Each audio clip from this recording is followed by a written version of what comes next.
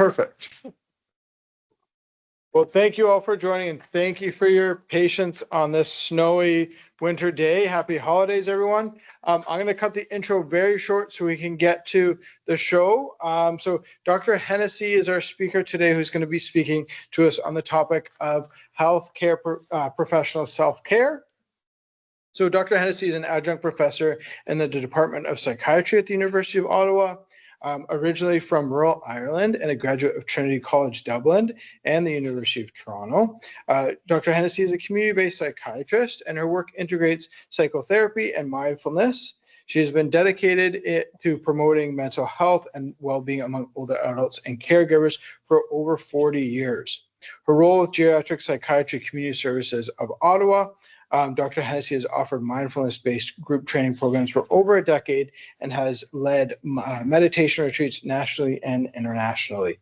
She continues to value connection, curiosity, and humility across as guiding principles for both her professional and personal lives.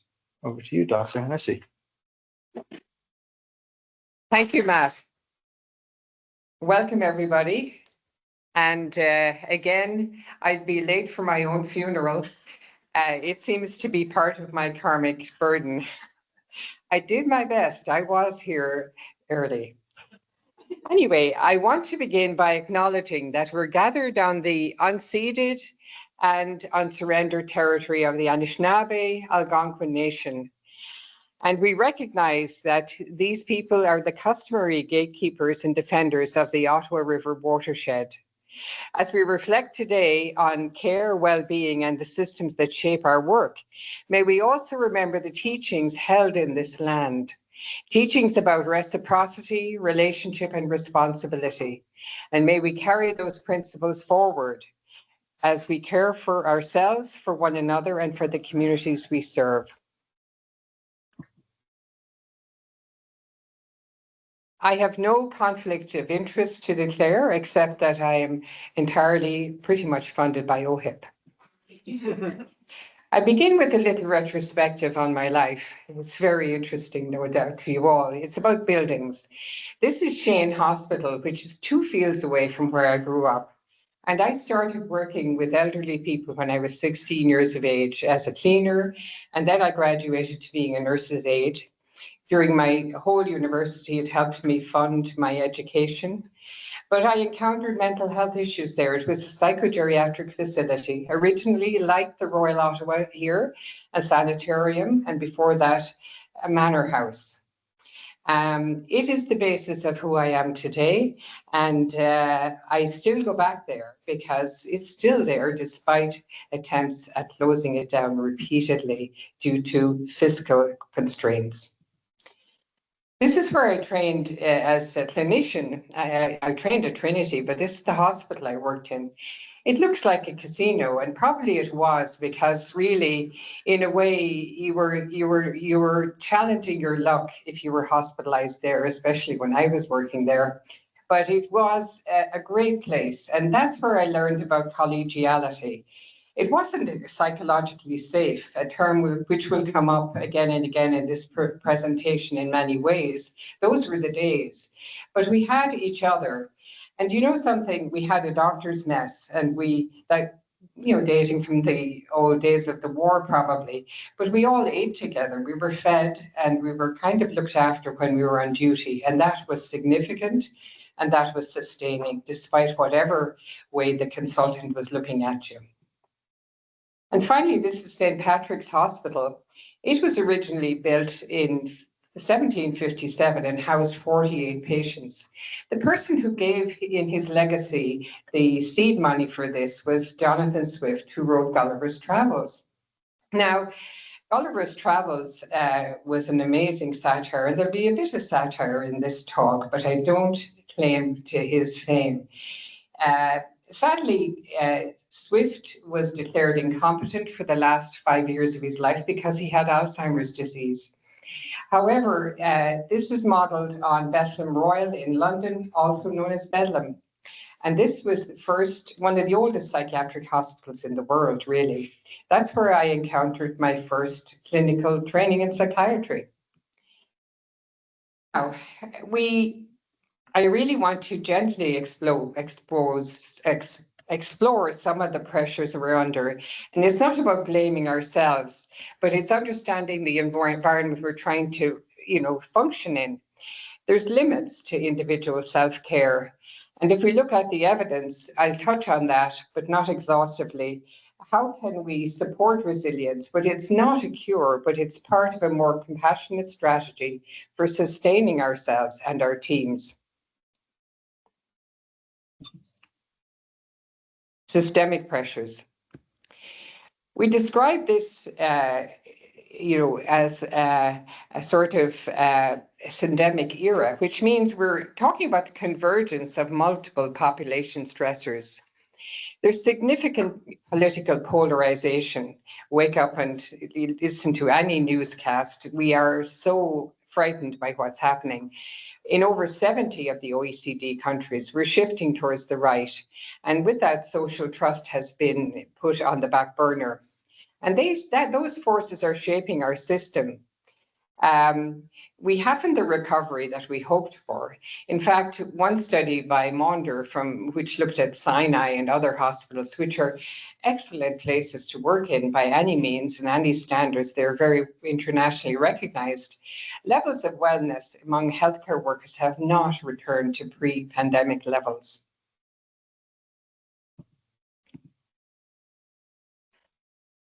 This is really part of the snapshot.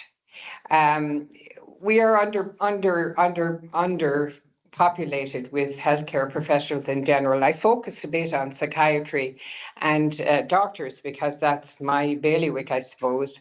But there's other factors like great pay inequity between the community and hospital-based practices, and also the increasing burgeoning private sector is siphoning off a great deal of public funds to line the pockets of people who are into private equity, I suspect.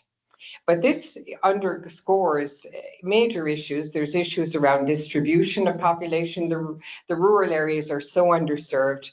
And there are huge issues with upticks in youth mental illness, and there's real problems with access.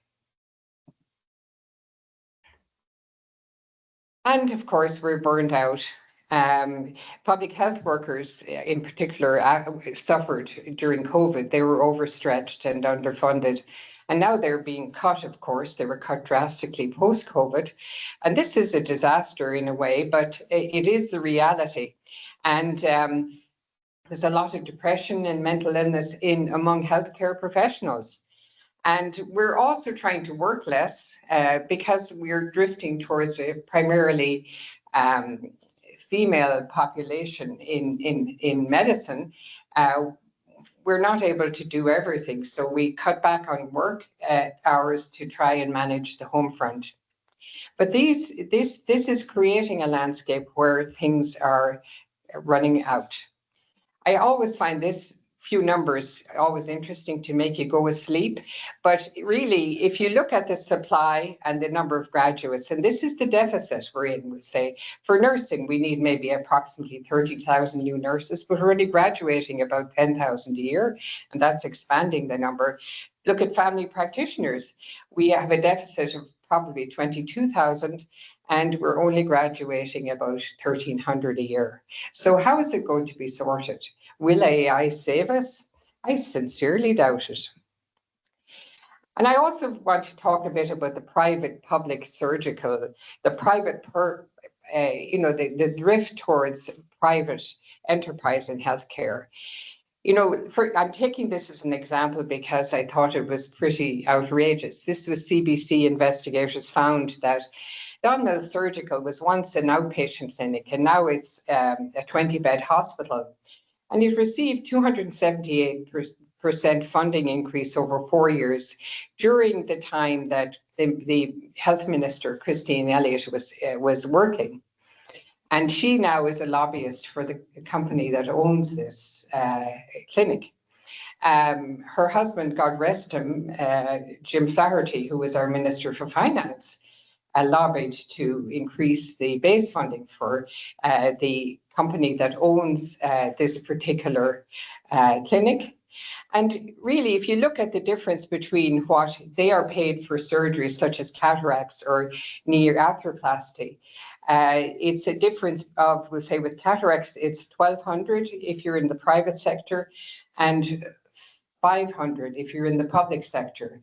And what is going to happen is that public funds are being siphoned off to create opportunity. And there's extraordinary connections between the power base at Queen's Park and lobbyists and other people with interest in privatising the Canada healthcare system in Ontario at any rate. But there is some hope because I think the leadership in healthcare is waking up to the crisis. And we have been funded by Health Canada and the Ontario government to establish a workforce to develop a wellbeing plan. And it's about shifting focus from telling healthcare workers to be more resilient to asking the system to take responsibility. That means fixing workload, staffing, safety, the leadership culture. These are the pressures that create the burnout. And Melanie Lewis was chosen. She came from nursing, she went to do medicine, and she was in wellness in Alberta. And she epitomizes this glorious type of person who seems to be healthy, fit, have a good family, but also has leadership abilities.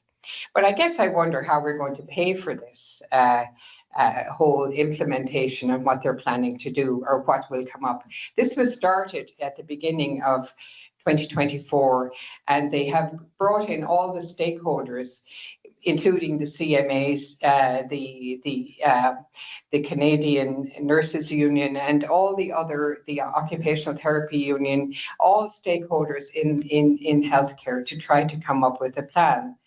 It's based really, though, on the American system, which was already developed in 2022, but we know what a shambles that place is in. So ultimately, the message I'm saying is politics does dictate what really happens, I suppose, and we need to be careful and stand up and advocate. So the pillars outlined, we talks about positive work environments, using membership to measurement to understand what do people really need, and we need to prioritize healthcare and reduce stigma. We tend to judge each other if we break down. We tend to be hard on each other in healthcare.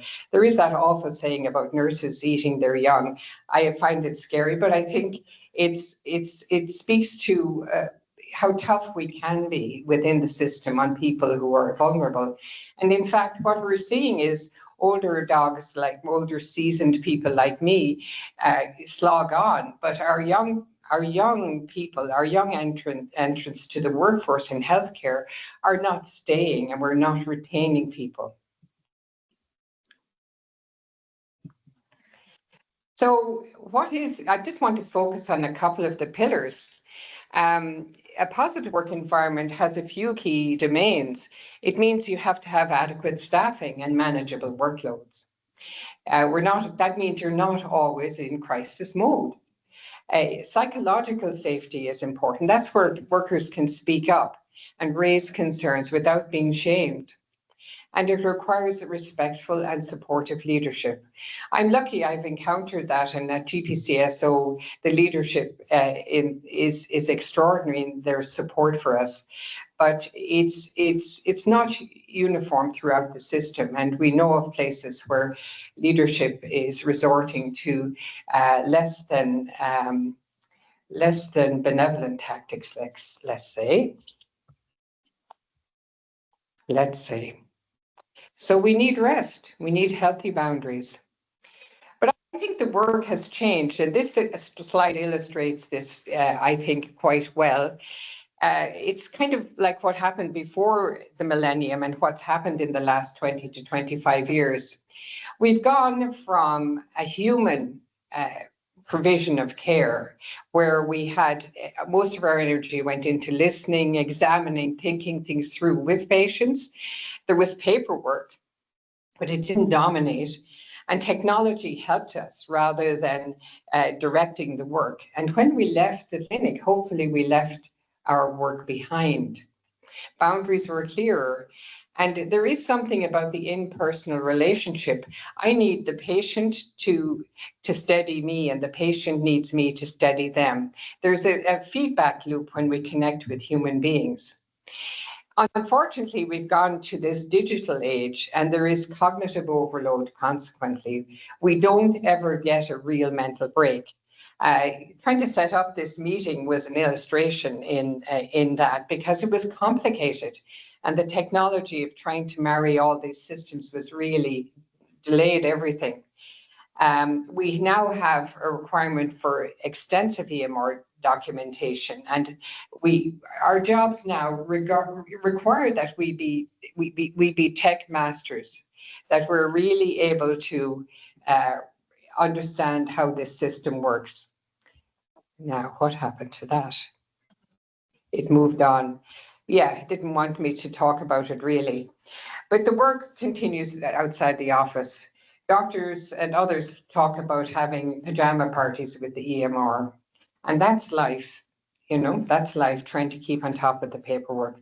Maybe it's going to change. AI is hopefully going to change things, but I really do feel that for people who are in the system for more than 20 years, it's very hard to keep up with the rate of change. I wanted to focus a bit on Pillar 4 about our psychological safety. And this is about shifting away from an authoritarian top-down control approach, where the leaders show up at the sort of coalface. They're there helping, they're there in attendance. They know what's happening. They need to be also able to give constructive feedback, and to be able to show that that they trust their workers and they respect their workers. And that there's been a whole dynamic around that in terms of home working from home, etc., generally in the world. But in healthcare in Ottawa, I gather now people have to clock in to show that they're out of work, which is almost a return to some factory-like setting. But does that indicate trust, or is it an attempt to control and monitor how much time the workers are putting in? Mental health and stigma reduction, a very important Pillar 4. If we look at mental health issues, I think they come from culture, and it really is that whole part of the way we're trained. We develop a type of habitus, a type of approach where it's ingrained in our identity through our training, through various aspects of our exposure at work. And it values endurance, toughness, and emotional detachment. In some fields, it's more evident, such as surgery, where it's almost stoical. You push through, you don't complain, and you don't show weakness. Overconscientiousness is celebrated, and vulnerability feels very risky. And there's a powerful stigma that discourages us from acknowledging illness or seeking help, even though we encourage our patients to do that. And these cultural drivers quietly reinforce a type of burnout. Good clinicians don't complain. And we know that healthcare workers experience higher rates of mental illness, and unfortunately successfully end their lives more often than the general population. That's a tragedy, needless to say. Now it's stuck. What's happened here? Oh, cultural shift. The culture has to be changed by the leadership.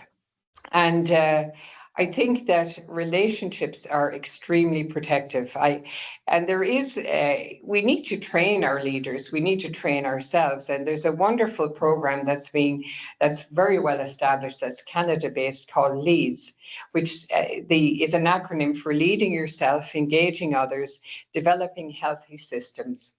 When we build cultures of solidarity and shared care, we strengthen both the workforce and the quality of care we deliver. We've talked about burnout. Burnout is very much in the zeitgeist as a term. And the question is really, how has it become so contagious? We know what it's like to work into a depleted workplace where everybody's tapped out and you feel tense even before the day begins. And I think that there's so much uncertainty. This contributes. It's a very human response to prolonged stress without adequate support. But I think one thing I would like us to shift away from is to understand our mindset around stress. Acute stress is not bad. Look, I'm acutely stressed here, but I'm not going to burn out.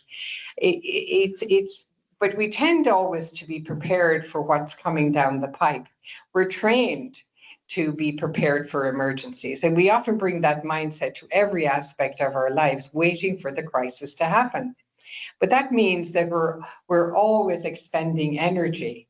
And I think we need to look at our mindset this is where I feel mindfulness is helpful, because it allows us to observe what's arising, to notice and to be curious about it, and to develop a little distance from that sense that is deep in the primitive brain around the fear and the fawning and the desire to freeze and exhaustion that stems from sympathetic overdrive.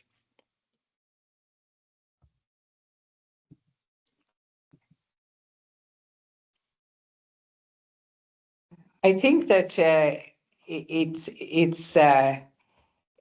self-care is part of this talk, and it's what we do upstream. Upstream it means it's how we take care of ourselves before something happens. It's about developing habits. It's about keeping our emotional and physical reserves intact. The things that make us human. It's proactive, and it prevents our well from being dry. It keeps us resourced. But rescue is what we do when we're already underwater. And it's kind of patching yourself up and getting in there. And it's necessary at times, but it's not sustainable. And the question is, ask yourself, do you exist in a self-care mode or a self-rescue mode? The real goal is to build enough support, predictability, and relational safety in our work.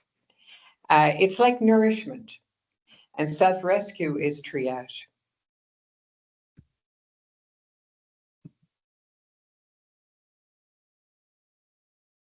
These are some strategies, finally. And these may seem like small approaches, like all of you maybe out there in Screenland are multitasking while you're trying to listen to me in the background. You've turned off the video, you're doing something else. Hopefully you're eating your lunch. But, when you're looking at screens, just look away from a moment. Just here, everybody, just unclench your jaw. We carry so much tension in our jaw. Just try and lower our shoulders and take 3 slow breaths. Do you want to do that with me now? Just take 3 slow breaths. Breathe in and breathe into your belly, and then breathe out. Breathe in and then breathe out. And breathe in and then breathe out. I should have done that at the start, really, because it would have helped me, relax into this a bit more. But between patients, between events, just stop a moment and stretch. Do you want to put your hands up and stretch? And look out the window. It's snowing out there in Ottawa. It's snowing. Snow warning in effect, of course. And Hennessy is speaking today.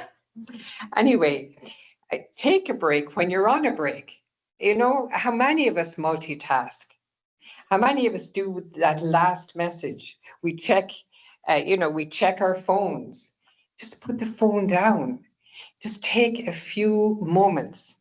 The body responds so quickly. But these are small habits that could be instituted in your life right now. Keep hydrated. Water is important. Did you bring water? I had forgotten. They gave me water. Eat food. Step outside for a moment. Honest to goodness, there's some excellent research showing that 30 seconds of light on your eyes gets you, really settles you down. It works at the level of your limbic system, your visual cortex, and it settles you down and it gets you into the rhythm of your life. Building exercise into each day. Connection's important. Canada's lonelier than ever. 4.4 million people now live alone here, and healthcare workers live alone. And for many of us, work is our primary connection. So it's good to connect with people at work and to avail of the wellness centres. There's one that's opened at the Royal, where you can go and take a break. It's a beautiful setting. There's one in each of the Ottawa hospital campuses. I believe they have great chairs that will give you a massage. And there's room for two there, so you can bring a friend and have a chat. That's from the images I saw. But we have lost the doctors' lounges. We've lost places to congregate at work. We don't give the time to ourselves to do it. And I was talking to a teacher the other day, and she said the teacher's lounge is never used because everybody's trying to catch up with the workload. That is an under-resourced, on where there's just such stress and overworked group of people too. If we look at connecting with each other, when everybody came in today that I had time, I said hello to them. I connected with them because we need to connect and say hello and look people in the eye. And then gratitude. I'm very grateful to Matt and Sajana for holding my hand through this time. Really thankful to you. And it reconnects you, and it means that I'm less likely to beat myself up, for what happened at the outset, and we'll go from there, right? These are some studies which I think are interesting. There is research, but on the benefits of mindfulness programs in healthcare. However, they are very time consuming, and like many good practices, they're hard to keep up. The resources and the time are not there, but after the programs are done, everyone reports improvement and increased well-being. But I suspect part of that is most of these are taught in groups, in person, so people do come together. I think that's part of the real sauce in the mindfulness training programs. It's the same if you go on a retreat.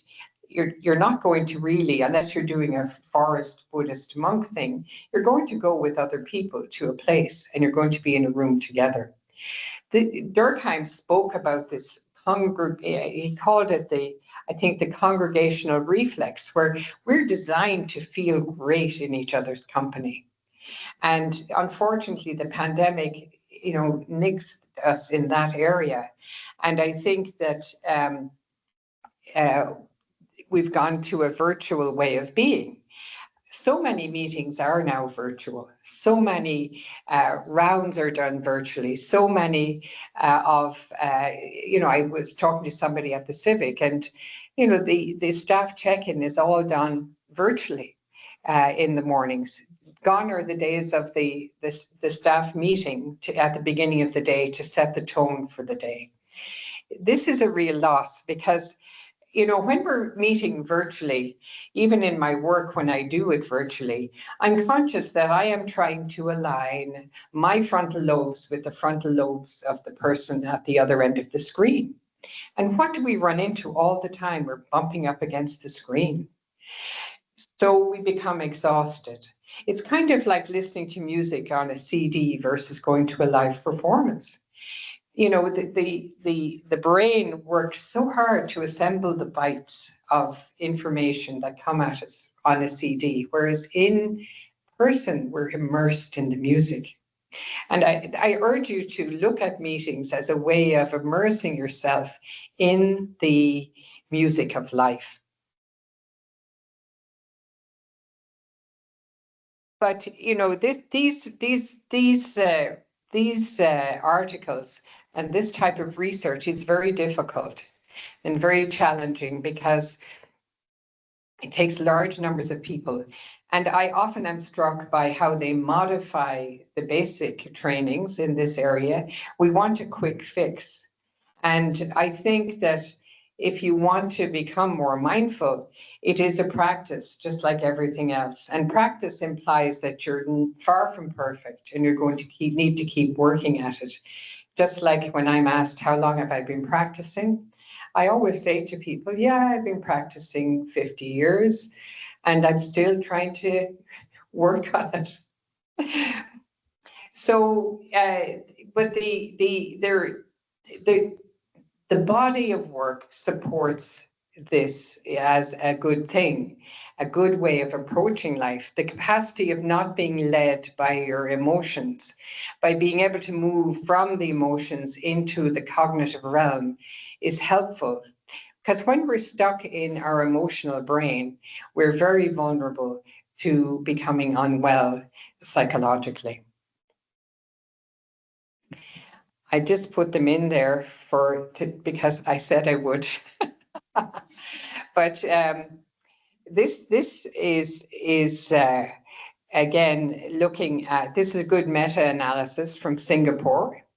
And it's recent, and it shows that again, long-term effects are uncertain because there's poor follow-up. We get funded to do these things, but not really to follow up. And but the main thing that comes through is that these are they do more good than harm. This was done in the States, and there are interventions that work, but again, how do we sustain them?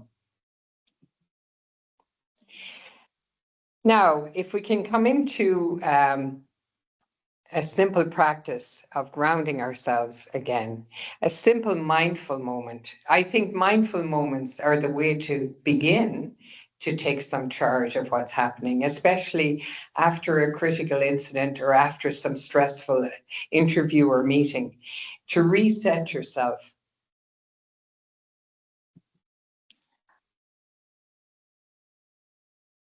I'm not sure if this is going to work. Can you help me with this, Matt, please? Just need to drag it over to the other screen.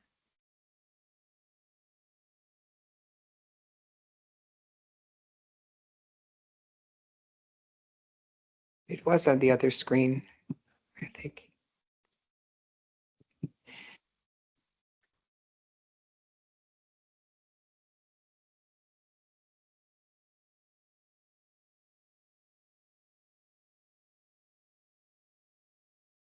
Speaker.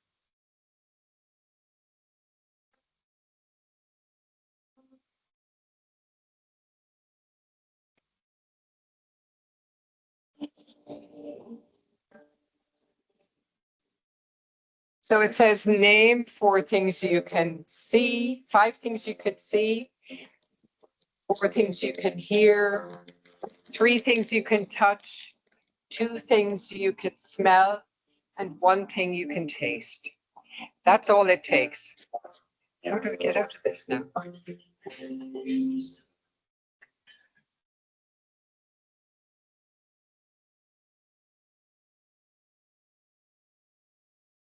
There you go. I don't see my thing here. It's behind.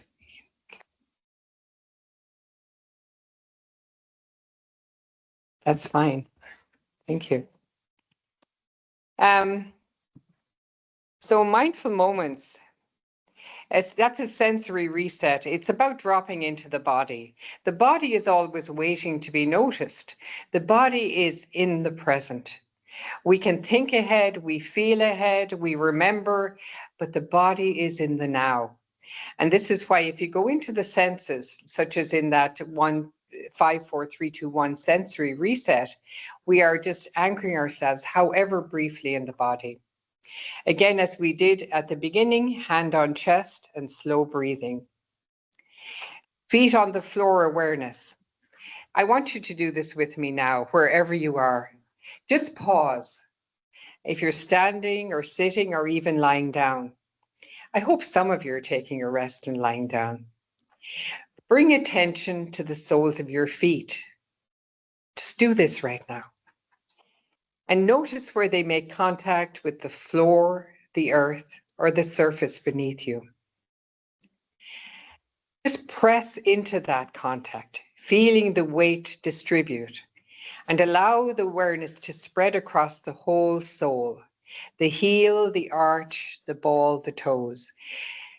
And breathe as if the inhale rises up through your feet. So you're sucking air up through your feet, and exhale as it flows back downwards, rooting you more deeply.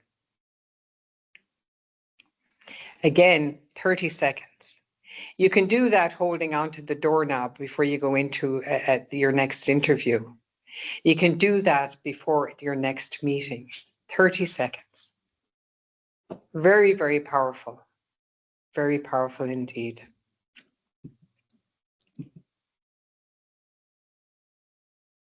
The 5-breath reset is a basic box breathing technique, and it uses the fact that if you lengthen the exhalation slightly more than the inhalation, again, it settles the sympathetic nervous system more.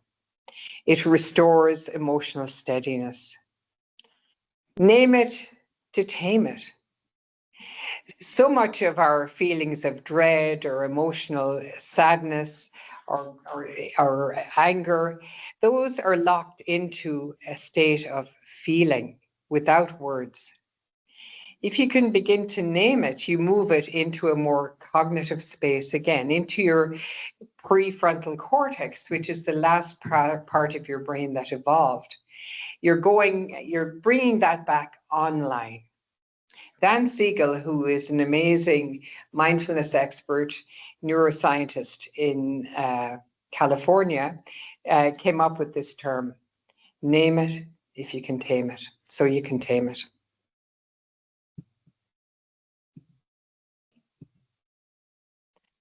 So, just to review, I've gone through multi-level solutions around self-care at the individual, peer connection and support. At the team level, leadership and mentorship, having protected time. And at the system level, funding reform, and hopefully some results from the Canada Health Workforce Wellbeing Plan. So much of our learning, because of the way that we're paid for clinical work. We're paid when we see the patient. Our learning is rarely funded. We have to pay for it ourselves in general. And even if it is funded, sometimes people are not encouraged, they're not given the protected time to take the learning, to use those resources. That is very unfortunate, of course. But this, again, comes from how a team works, how a unit works, how a group works. I'm lucky to work at GPCSO. And what I love about that place is that people come together and they have lunch. You hear the laughter coming down the hallway. That is connection. That is a functioning place, in my opinion. So I suppose I have a conflict of interest there, if you think about it, seeing as I work there. So, in conclusion, I'm not sure where we are for time, but I think we need to end and let you get on with your day, respecting your time. But I suppose what I reflect upon is I had a little, I was thinking about when I first came to Canada and the culture shock. And since then, I've worked in so many settings. But for all of my work was paid for by the public purse, by OHIP. And I think the public system is under threat because of ideology, chronic serious underfunding, I mean, when that clinic got it, was it, how many percent was it? 200, 300% in funding? The Ottawa Hospital, I found it hard to find, but I think they got about 10% increase in funding. They're running at consistent deficits. Half of the hospitals in Ontario are in deficit mode. We have 10,000 less beds in Ontario than we had 30 years ago. The system is shrinking and changing. And I think that there are people waiting to siphon off money to create a two-tier system. Any treatment I got, any treatment hopefully many of you got, you've been able to get through OHIP, for example. But now it's become a real issue where so many private settings are really poking holes into, like a Swiss cheese, into the Canada Health Act. So I was lucky in my training too. I had supervisors who encouraged me and who taught me a bit about boundaries. And it reminded me that, if I burnt out, I was useless. At times I was toasted, I know, but I tended to try to keep control of my working hours. And I still have, at this stage of my life, a little gas in the tank. But mindfulness really helped, during a dark time. And sharing some of the practice now feels like closing the circle. My study groups with my colleagues continue to be the backbone of my support network, especially now that I'm largely a solo practitioner. And these are times spent laughing, discussing clinical matters, reading literature and talking, but mainly hanging out together. And I've been part of some of these groups for many decades. So this is a moment of crisis. I used to say to my kids, life is a team sport. And on the fridge at home, I had a little notice that said, and I'll leave you with this, take care of yourself, take care of each other, and take care of this place. Thank you.